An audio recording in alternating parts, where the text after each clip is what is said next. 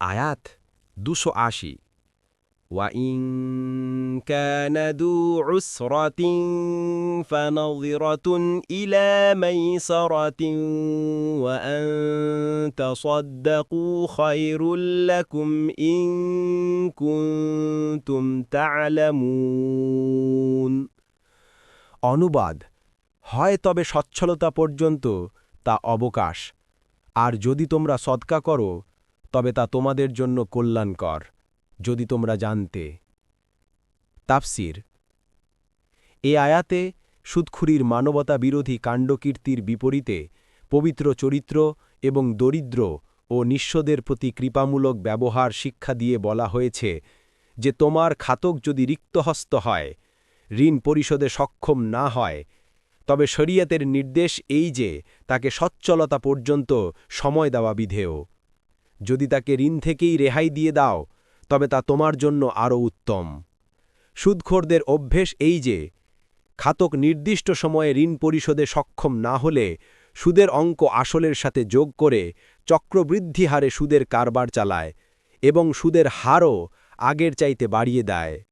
এখানে শ্রেষ্ঠতম বিচারক আল্লাহ তাআলা আইন প্রণয়ন করে দিয়েছেন যে কোনো খাতক বাস্তবিকই নিঃস্ব হলে এবং ঋণ পরিশোধে অক্ষম হলে তাকে অতিষ্ঠ করা জায়েজ নয়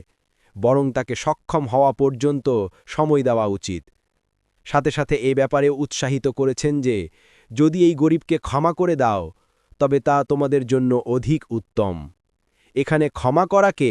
কোরআনুল কারীম সদকা শব্দে ব্যক্ত করেছে এতে ইঙ্গিত রয়েছে যে এই ক্ষমা তোমার জন্য সদকা হয়ে যাবে এবং বিরাট সওয়াবের কারণ হবে এছাড়াও আরও বলেছেন ক্ষমা করা তোমাদের জন্য উত্তম হাদিসে এসেছে রাসূল সাল্লাল্লাহু আলাইহি ওয়াসাল্লাম বলেছেন পূর্বের জামানায় এক ব্যক্তি লোকদেরকে ঋণ দিত আর তার সন্তানদেরকে বলতো যে যখন কোনো বিপদগ্রস্ত লোক আসে তখন তার কর্জ ক্ষমা করে দিও হয়তো আল্লাহ আমাদেরকে ক্ষমা করে দেবেন তিনি বলেন অতঃপর লোকটি মৃত্যুর পর আল্লাহর সাক্ষাৎ পেল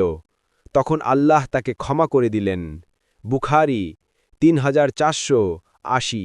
অন্য এক হাদিসে এসেছে যে কেউ অভাবীকে অবকাশ দিবে তার জন্য কর্জ পরিশোধের সময় পর্যন্ত প্রতিদিন সাদাকার সওয়াব লেখা হবে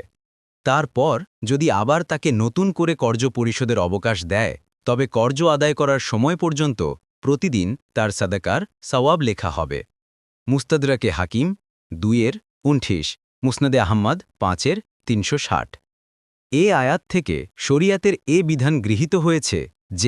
যে ব্যক্তি ঋণ পরিশোধ করতে অক্ষম হয়ে পড়েছে ইসলামী আদালত তার ঋণদাতাদের বাধ্য করবে যাতে তারা তাকে সময় দেয় এবং কোনো অবস্থায় আদালত তার সমস্ত দেনা বা তার আংশিক মাফ করে দেয়ারও ব্যবস্থা করবে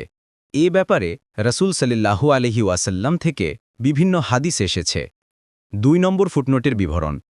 সূরা আল বাকারার 275-280 এই 6টি আয়াতে সুদের অবৈধতা ও বিধিবিধান বর্ণিত হয়েছে প্রথম আয়াতের প্রথম বাক্যে সুদখোরদের মন্দ পরিণতি ও হাসরের ময়দানে তাদের লাঞ্ছনার বিষয় উল্লেখিত হয়েছে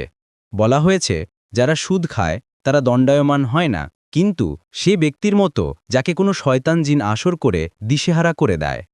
হাদিসে বলা হয়েছে দণ্ডায়মান হওয়ার অর্থ হাসরের ময়দানে কবর থেকে ওঠা সুদখোর যখন কবর থেকে উঠবে তখন ওই পাগল বা উন্মাদের মতো উঠবে যাকে কোনো শয়তান জিন দিশেহারা করে দেয় ইমাম তাবারির সহিসানদে তার তাফসিরে বর্ণনা করেন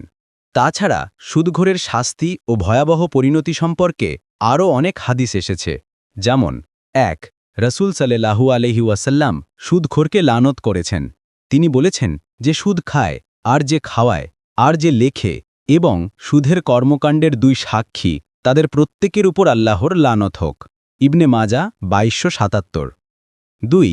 আবু জুহাইফা রাদিয়াল্লাহু আনহু বলেন নবী রাসূল সাল্লাল্লাহু আলাইহি ওয়াসাল্লাম রক্তের মূল্য কুকুরের মূল্য জিনার ব্যবসা থেকে নিষেধ করেছেন এবং সুদদাতা গ্রহিতা শরীর খোদাই করে নকশা করা যে করায় যে ছবি অঙ্কন করে এদের সবার ওপর লানত করেছেন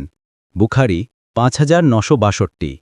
3 সামুরা ইবনে জুন্দুব রাদিয়াল্লাহু আনহু থেকে বর্ণিত তিনি বলেন রসুল সাল্লাল্লাহু আলাইহি ওয়াসাল্লাম অধিকাংশ সময়ই তার সাথীদের জিজ্ঞাসা করতেন, তোমাদের কেউ কোনো স্বপ্ন দেখেছ কি? কেউ কোনো স্বপ্ন দেখে থাকলে সে তার নিকট বলত যা আল্লাহ চাইতেন। একদিন সকালে তিনি বললেন, রাতে অর্থাৎ স্বপ্নে আমার নিকট দুজন আগন্তুক ফেরেশতা আসলো, আমাকে তারা উঠালো, তারপর আমাকে বলল, চলুন। আমি তাদের দুজনের সাথে চললাম। সামনে অগ্রসর হয়ে আমরা একটা নদীর নিকট পৌঁছলাম। ওই নদীতে একজনকে সাঁতরাতে দেখলাম। নদীর পাড়ে একজন লোক দাঁড়িয়েছিল, যার নিকট ছিল অসংখ্য পাথরের এক স্তূপ।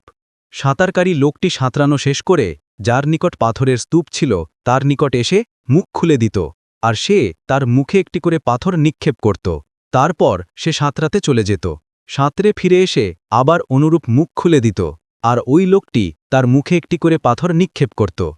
শেষ পর্যন্ত রাসূল সাল্লাল্লাহু আলাইহি ওয়াসাল্লামকে জিব্রাইল বললেন, আর যে লোক ঝর্ণায় সাঁতরাচ্ছিল, যার নিকট দিয়ে আপনি গিয়েছিলেন, যে পাথরের লোকমা খাচ্ছিল, সেই ছিল সুদখোর। বুখারী 3480।